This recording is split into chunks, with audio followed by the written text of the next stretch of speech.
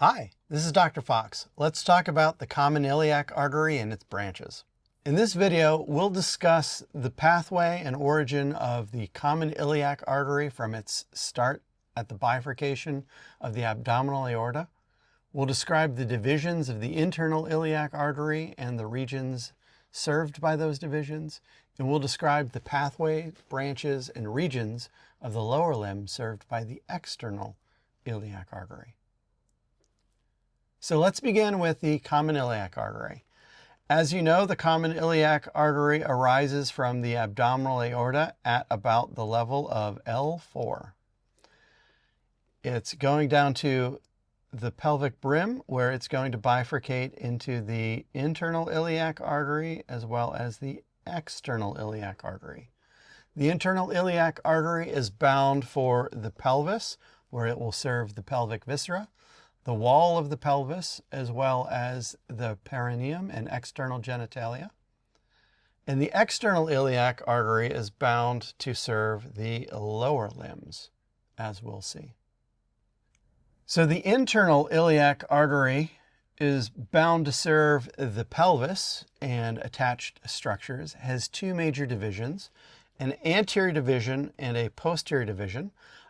These divisions are not always so clean, so not two perfect bifurcations, but this illustration seems to suggest that there are clean divisions.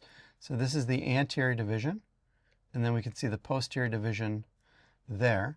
That anterior division has branches which serve the pelvic viscera, as well as the perineum, as well as the gluteal region, so the gluteal muscles.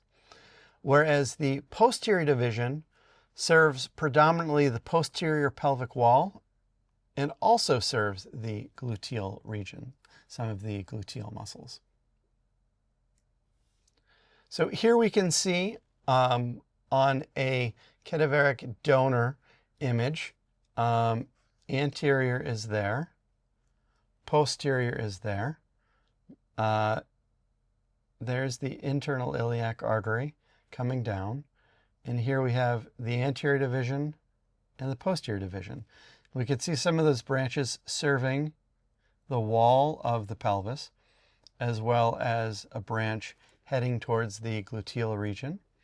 And here we can see some of the visceral branches of the anterior division, as well as a branch destined for the gluteal region as well from the anterior division of the internal iliac artery. The external iliac artery is going to continue down to the lower limb as its principal blood supply. It immediately becomes the femoral artery past the inguinal ligament. So the inguinal ligament goes from the anterior superior iliac spine down to the pubic tubercle there. Everything proximal to it's the external iliac. Everything distal to it is the femoral artery. Coming off of the femoral artery is a deep femoral artery, which is going to serve the posterior compartment of the thigh. That femoral artery runs pretty deep in the thigh, but it's supplying anterior compartment, some medial compartment of the thigh muscles. Its continuation is an artery called the popliteal artery. And that's something that we can see in the popliteal fossa. So over here, this is an illustration of the posterior view of the lower limb. We can see the femoral artery deep here within the thigh. And then in this area, that's the popliteal fossa. Coming out of the adductor hiatus is the popliteal artery, the continuation of that femoral artery. Now, the popliteal artery will have several branches. So there is a fibular artery, an anterior tibial artery. The fibular artery is going to serve the lateral aspect of the leg.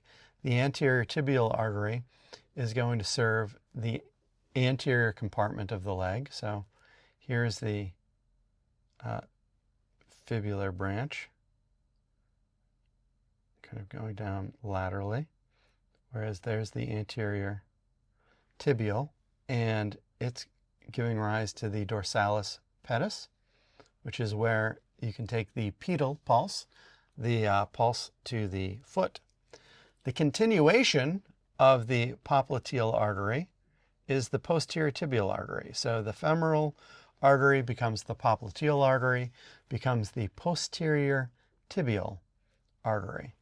And that posterior tibial artery is going to be deep in that posterior compartment of the lower limb. And it is going to bifurcate into a medial and lateral plantar arteries. And these medial and lateral plantar arteries will anastomose with one another. There is going to be a deep arterial arch that connects those vessels together. So let's take a look at this cadaverically. We have the external iliac artery coming down there. We have a removed inguinal ligament, and everything beyond that is the femoral artery. So that femoral artery, we can see here, gives rise to the deep femoral artery, or the deep artery of the thigh, and then it continues on, and it's going to dive deep within the thigh, and it is going to come out the other side posteriorly as the popliteal artery. So here's the popliteal artery. It's going to be very deep within the popliteal fossa. You can barely see it there. It's popping out there. The popliteal artery is a place where you can take a pulse point to the lower limb or the leg and beyond, but owing to its depth, palpating that popliteal pulse can be very, very difficult. So that popliteal artery gives rise to the fibular artery, which is supplying the lateral compartment of the leg, as well as the anterior tibial artery, which is supplying the anterior compartment of the leg, which becomes the dorsalis pedis artery.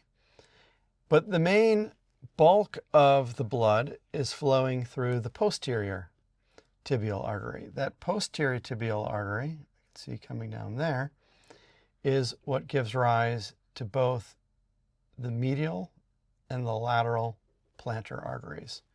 And these, of course, are going to anastomose with one another.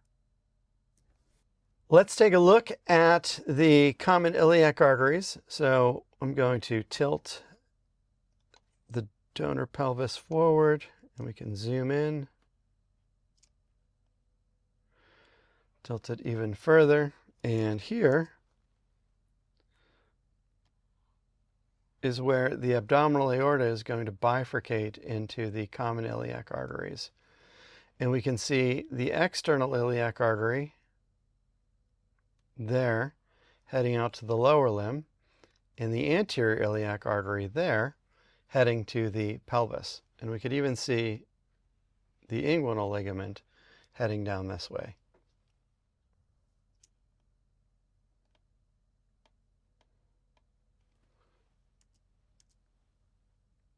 So zooming in, we can see anterior divisions of the internal iliac artery, as well as posterior divisions of the internal iliac artery. So that's anterior, and that is posterior.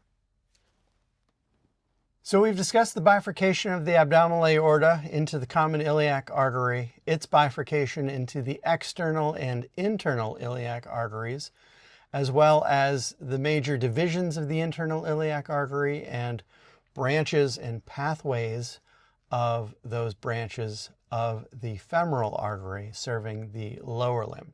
Thank you so much for your time, and I look forward to talking to you in the next video.